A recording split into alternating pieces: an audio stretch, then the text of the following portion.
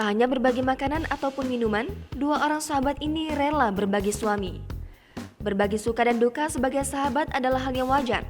Tetapi jika berbagi suami bukanlah hal yang lumrah.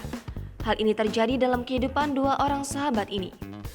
Dari video yang dibagikan oleh akun TikTok @senjana15_ diketahui bahwa dua perempuan ini merupakan sahabat dari sekolah menengah pertama atau SMP tahun 2005 lalu.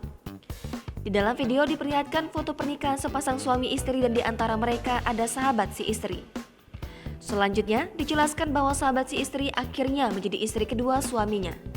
Sontak postingan ini dibanjiri komentar dari warganet.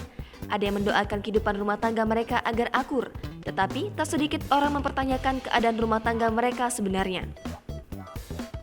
Dalam video berikutnya, akun TikTok @senjana15_ menjelaskan bahwa hubungan ia dan sahabatnya itu sangat dekat dan masih tetap akur.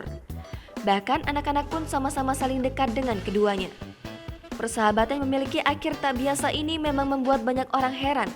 Tetapi mereka berdua mengaku bahwa hubungan mereka baik-baik saja. Bahkan persahabatan mereka semakin erat setelah berbagi suami.